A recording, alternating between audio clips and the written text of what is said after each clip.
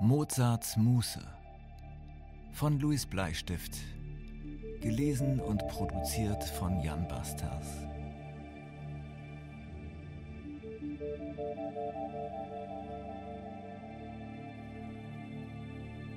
Die Institutsleitung gab mir bis zu einem gewissen Grad freie Hand. Was immer das heißen mag, ich hatte die Erlaubnis, etwas zu tun, wovon die meisten Menschen jedenfalls nur träumen konnten. Ich durfte, sofern es mir überhaupt gelingen sollte, als erster Mensch einen direkten Kontakt mit der Vergangenheit aufnehmen. Als Ingenieur für Kreativtechnologie des 21. Jahrhunderts arbeitete ich schon mehr als 3 Jahre an diesem hochinteressanten Projekt und wollte eigentlich schon immer herausfinden, wie genau diese Vergangenheit wirklich war, von der uns die Historiker in ihren Aufzeichnungen berichteten. Und wenn mich nicht alles täuschte, standen wir mit der Erforschung der Zeitpartikularien kurz vor einem technisch entscheidenden Durchbruch. Das heißt, sollte es uns gelingen, diese Partikel in die umgekehrte Richtung des Zeitenstrahls zu lenken, würden wir bewusst an der Vergangenheit teilhaben können. Leider könnte eine aktive Teilnahme allerdings auch eine geradezu fatale und nicht zu unterschätzende Auswirkung bis hinein in unsere Zeit und sogar darüber hinaus haben. Deshalb war bei solchen Sprüngen stets allergrößte Vorsicht geboten und es war noch lange nicht klar, ob es in der Zukunft überhaupt jemandem gestattet sein würde, in die Vergangenheit zu reisen. Denn der gewaltige Schaden, der allein durch eine einzige unbedachte Handlung eines einzelnen Zeitreisenden angerichtet werden konnte, der war sehr wahrscheinlich sogar irreversibel. So erstreckte sich dann die formelle Erlaubnis bislang nur auf eine passive Teilhabe an der Vergangenheit und die beschränkte sich somit auf das bloße Beobachten des gewünschten Ereignisses, welches man anvisiert hatte. Wir waren immerhin schon so weit, dass wir ein bestimmtes Datum und die exakten Geokoordinaten des gewünschten Ereignisses in den Computer eingeben konnten. Es mussten lediglich noch die passend dazugehörigen Zeitpartikularien ermittelt werden, die danach dann auf die entgegengesetzte Schiene des Zeitstrahls übertragen werden konnten.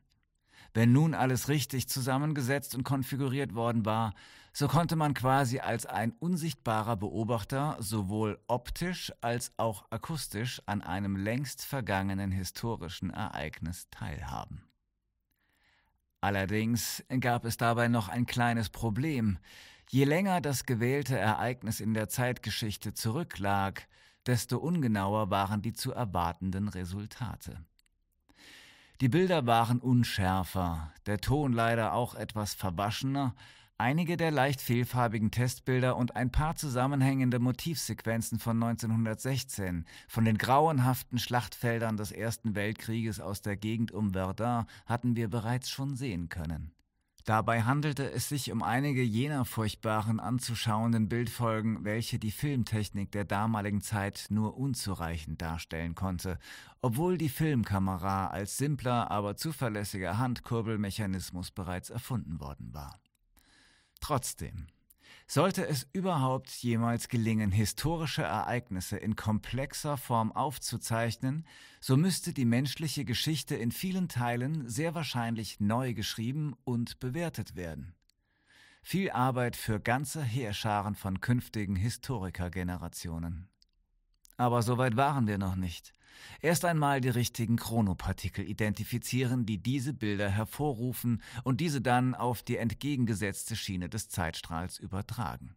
Dazu sollte mir mein völlig neu entwickeltes Computerprogramm behilflich sein, welches ich erst kürzlich aktualisiert und sodann auf meinem Rechner installiert hatte. Allerdings hatte mein Institutsboss noch keine Ahnung von diesem neuen Programm. Heute nun sollte die alles entscheidende Testphase stattfinden und ich gedachte sogar noch einen Schritt weiter zu gehen. Vielleicht gelang mir neben der mehr als deutlichen Verbesserung der alten Bildtechnologie noch ein kleiner, hübscher Quantensprung und ich könnte das Objekt, welches mich interessierte, sogar separieren. Meine nicht unbegründete große Hoffnung war es, durch eine Bündelung des Energiestrahls von rein persönlich definierten Chronotronen das Objekt in eine stabile Energieblase zu transferieren, um später dann darin normal mit ihm zu kommunizieren. Wenigstens für eine gewisse Zeit.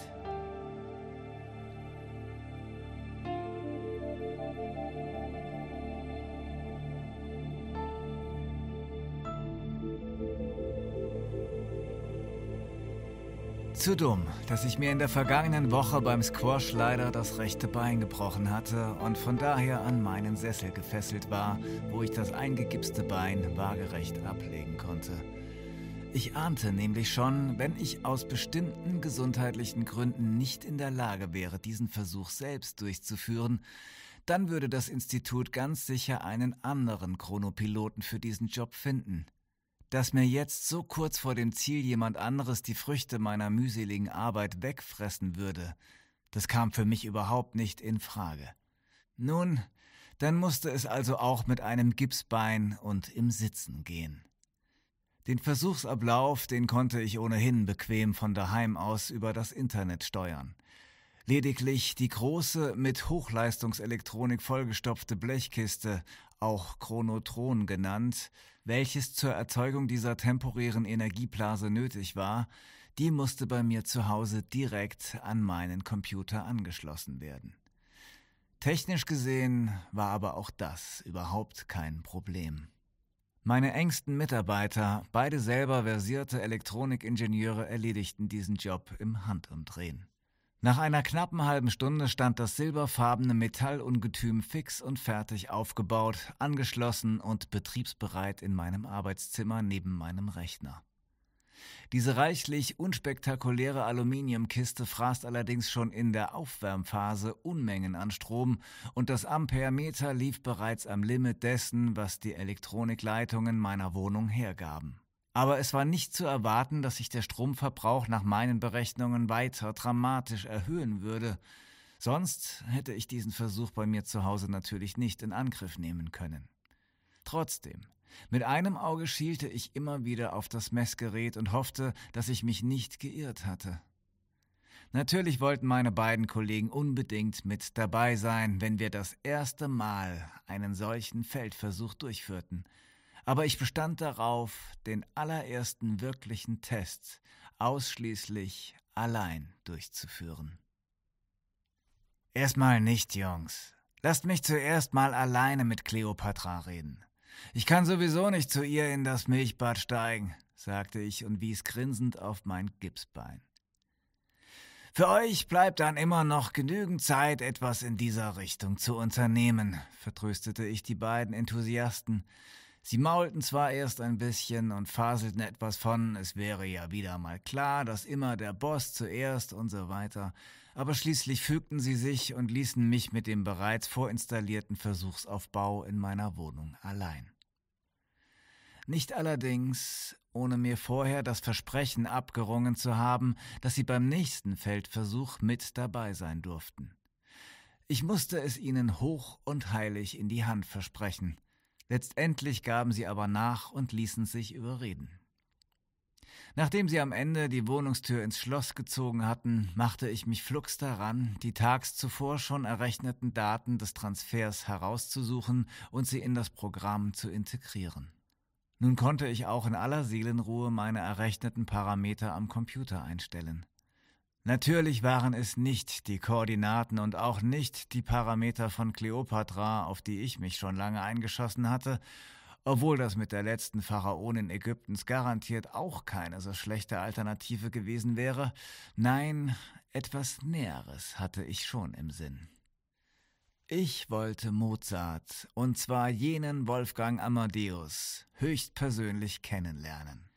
Na gut, vielleicht nicht unbedingt persönlich, so aber doch wenigstens seine temporären Chronopartikel oder auch Chronotronen genannt, die nach meinen Berechnungen bestenfalls sichtbar, aber nicht spürbar sein mussten. Es müsste also eine Art farbiger Energiestrahl sein, den man zwar sehen, nicht aber anfassen konnte. Eigentlich würde man sogar durch ihn hindurchgreifen können, ohne dass das Objekt oder man selber zu Schaden kommen würde.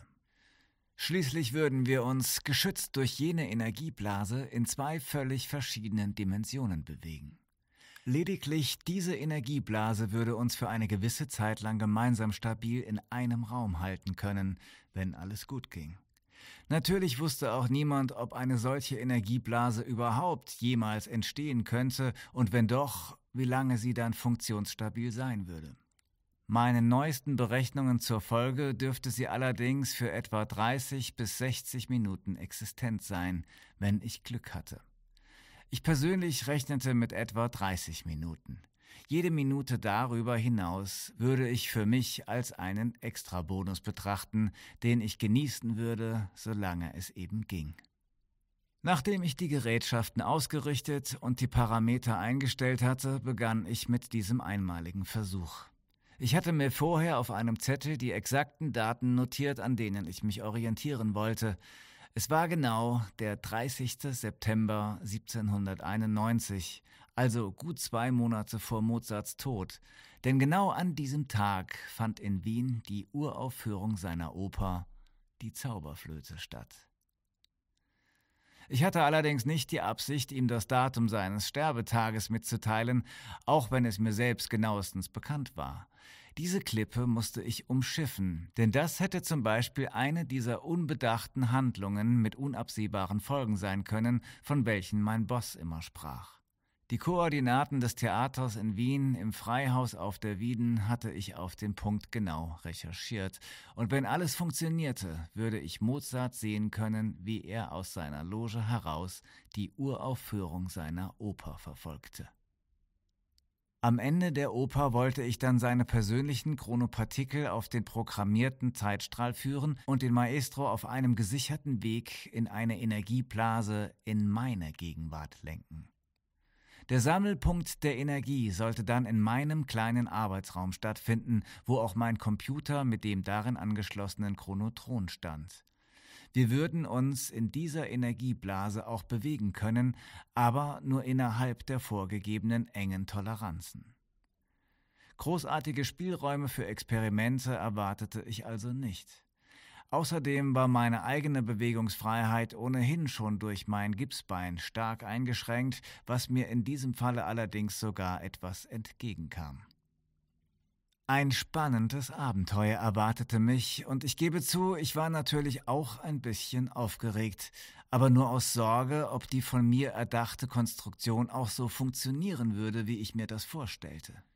Ich konnte nur hoffen, dass mein Stromnetz nicht ausgerechnet gerade dann zusammenbrechen würde, während ich damit beschäftigt war, die Vergangenheit sichtbar zu machen.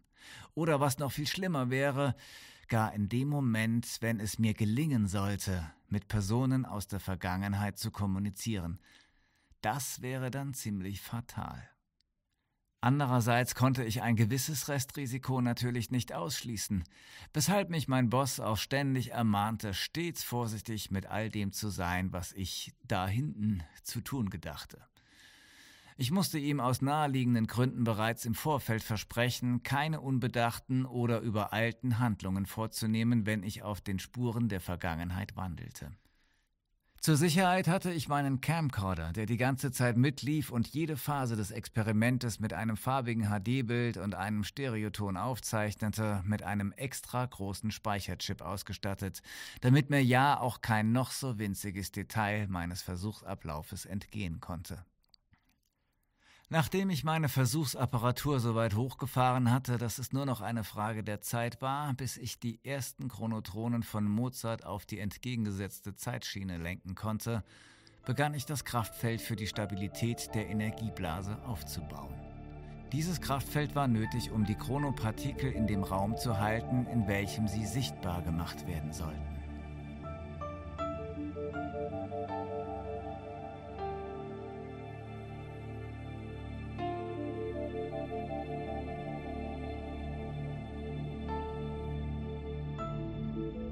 Als mein Messgerät plötzlich einen rasanten Anstieg der Feldstärke signalisierte, konstatierte ich freudig erregt, dass sich auch tatsächlich eine gewaltige Energieblase aufzubauen begann.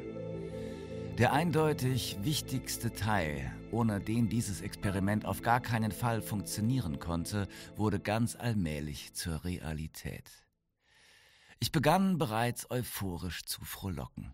Die Luft in dem Zimmer roch immer stärker nach ionisiertem Gas und war zudem seltsam leicht zu atmen. Mir stiegen im wahrsten Sinne des Wortes die Haare zu Berge und über meine Haut sprangen knisternd blaue Funken. Je stärker aber das Kraftfeld wurde, umso größer wurde auch die Energieblase und die Oberflächenspannungen an meinem Körper entluden sich immer weniger. Wenn man genau hinsah, konnte man diese leicht hellbläuliche Schicht erkennen, deren Oberfläche sich wie ein aufblasender Luftballon immer mehr vergrößerte. Die sich inzwischen stark ausgebreitete Energieblase drückte plötzlich mit einem kräftigen Ruck das nur leicht angelehnte Kippfenster zu und verpresste sich dann in die Ecken des Zimmers.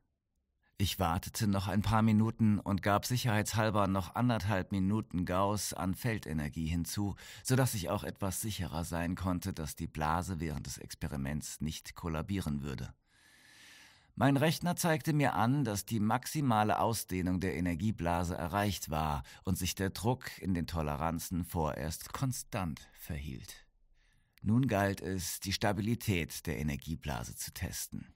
Ich stand auf und hinkte mit meinem Gipsbein zur Tür, um sie versuchsweise zu öffnen. Es gelang mir nicht, denn diese blaue Energieblase drückte ziemlich kräftig gegen das Türblatt und hielt die Tür dadurch fest geschlossen. Mit Leichtigkeit dagegen bohrte ich nun mit meinem Zeigefinger ein Loch in das Holz der Zimmertür. Meine Fingerspitze drang jedoch nur etwa 10 Millimeter tief in das Holz ein, dann wurde der Widerstand zu groß und ich zog den Finger rasch wieder heraus. Das Loch war sofort wieder verschwunden. Mein Finger und das Holz der Tür hatten für die Zeit des Ineinanderseins eine ähnliche Konsistenz angenommen, aber zum Glück schien mein Finger nach diesem etwas leichtsinnigen Versuch unversehrt zu sein.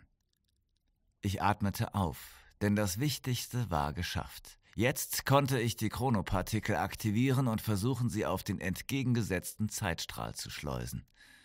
Von Mozart aus gesehen in die Zukunft und nicht wie natürlicherweise üblich in seine Vergangenheit. Kaum hatte ich den Befehl für die Chronopartikel in die Tastatur gehämmert, als urplötzlich wie aus dem Nichts heraus ein grobfarbiges Bild aus dem Zuschauersaal eines Theaters auf dem Monitor erschien und langsam die gesamte Bildfläche des Monitors ausfüllte.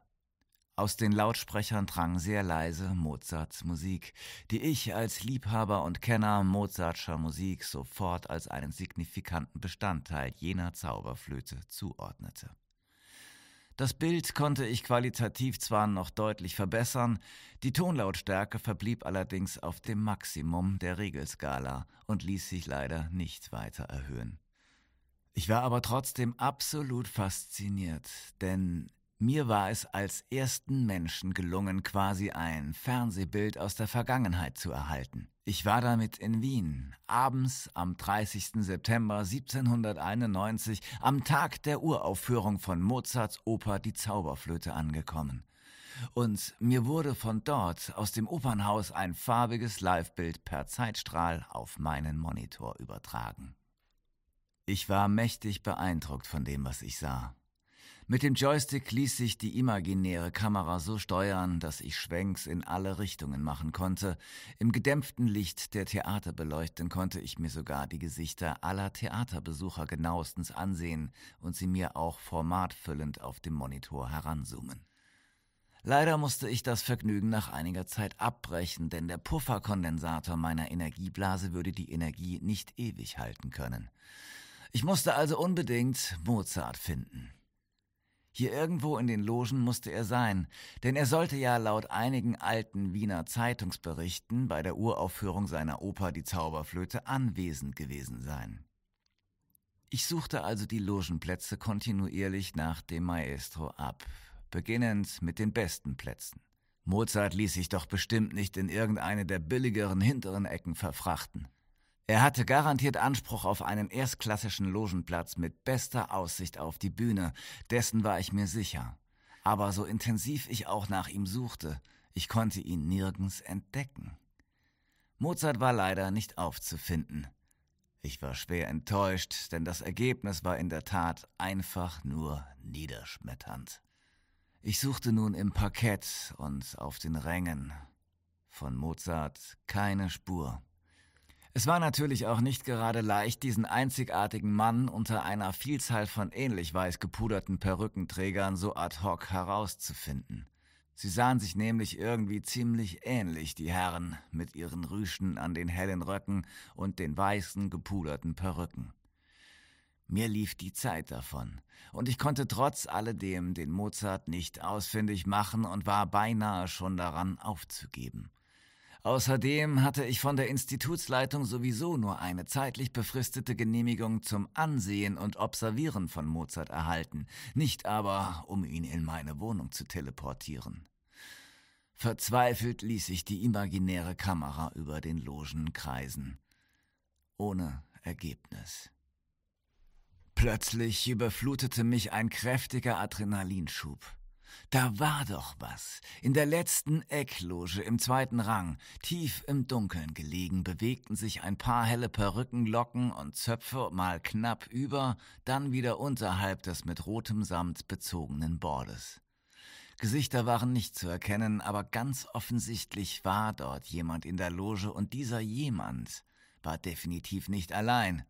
Und diesen jemand schien auch die Oper nicht sonderlich zu interessieren, denn er beziehungsweise sie, waren augenscheinlich mit völlig anderen Dingen beschäftigt. Ich zoomte die Kamera nun näher heran und veränderte den Blickwinkel so, dass ich nun leicht schräg von oben in die besagte Loge hineinsehen konnte. Da war er und wälzte sich mit einer ebenfalls weiß perückten Frau auf dem flauschig roten Teppichboden der Loge. Ich verglich schnell noch einmal elektronisch das Porträt eines Gemäldes mit den Gesichtszügen des am Boden liegenden Mannes. Kein Zweifel, diese Person war Wolfgang Amadeus Mozart persönlich. Aber es war definitiv nicht seine Frau Constanze. Die Frau lag ebenfalls am Boden und hatte ihre Brüste entblößt, ihre Perücke lag nun neben ihr auf dem Fußboden und Mozart umarmte und liebkoste sie zu den Klängen seiner unvergleichlichen Musik.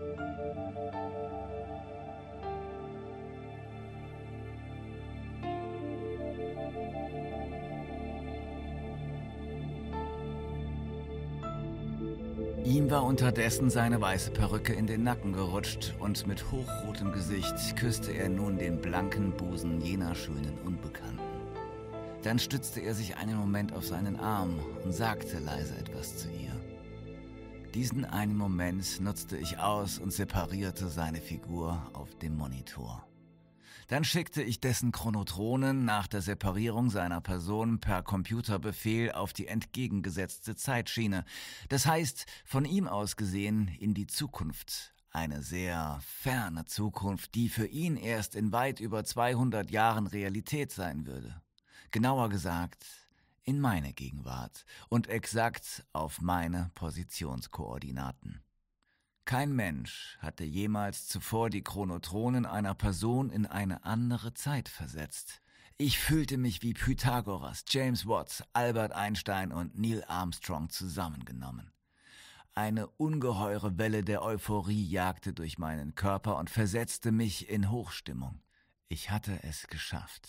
Gleich würde ich dem Maestro persönlich gegenüber sitzen dürfen, dem Musikgenie, das zwar mit jungen Jahren starb und dennoch in seinem kurzen Leben fantastische Musik für die Ewigkeit komponiert hatte. Und genau mit ihm würde ich in Kürze über Gott und die Welt plaudern dürfen. Über andere Umstände, die mit diesem Transfer im Zusammenhang standen und die sich daraus ergebenden möglichen Konsequenzen, machte ich mir zu diesem Zeitpunkt überhaupt keine Gedanken. Wer wollte Albert Einstein kritisieren, als er den unwiderlegbaren Beweis für seine geniale Relativitätstheorie veröffentlicht hatte und damit zu einem gefeierten Physikgenie wurde? Fakt war, ich hatte eindeutig meine Kompetenzen überschritten, als ich auf meinem Sofa in der Ecke sitzend plötzlich eine blassblaue, kugelförmige Erscheinung wahrnahm, die sich innerhalb weniger Minuten immer mehr zu einer menschlichen Gestalt entwickelt hatte und nun sogar auch in dreidimensionalen Konturen deutlich sichtbar geworden war.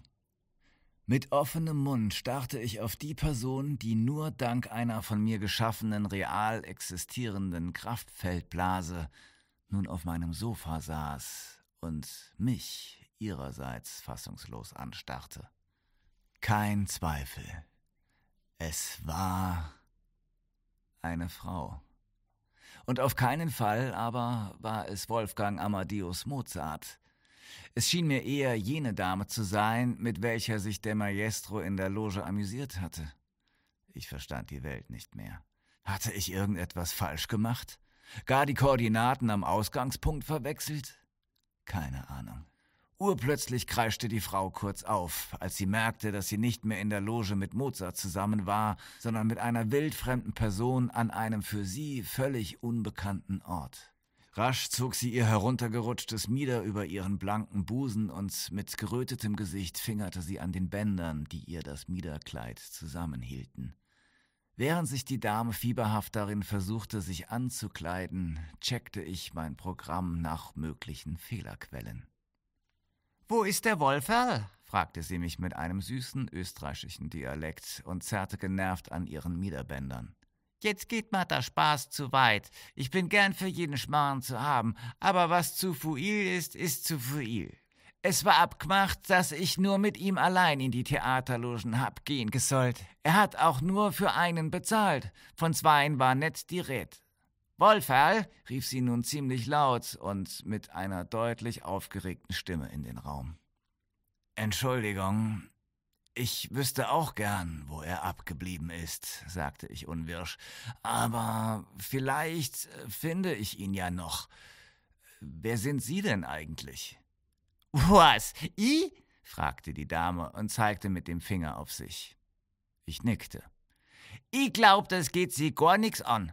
Aber mehr sandern Sie überhaupt und was machen's hier, wo ich doch bis grad eben noch mit dem Wolferl zusammen war?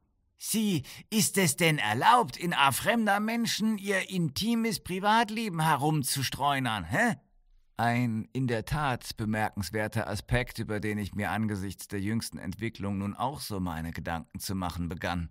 Leider konnte ich den Fehler auf die Schnelle nicht finden und so musste ich mich in dieser Situation mit jener Dame abfinden, mit der sich Mozart während der Uraufführung seiner Oper vergnügt hatte. Dieser Umstand missfiel mir selbst immer mehr. Aber ich hatte keine andere Wahl, als diese absurde Situation durchzustehen. Leider gab es auch keine Möglichkeit, die Sache zurückzudrehen.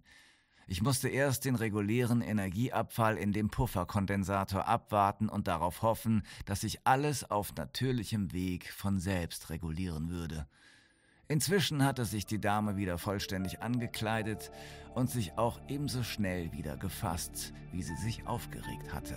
Mir war schon klar, dass sie dem horizontalen Gewerbe angehörte und von Mozart gewiss für ein Vergnügen der besonderen Art engagiert worden war.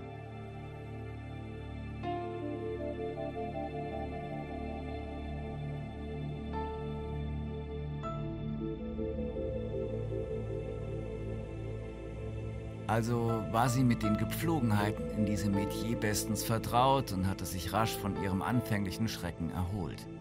Sie trat hinter mich und starrte auf den Monitor meines Computers, wo ich im Web Mozarts Vita aufgeschlagen hatte.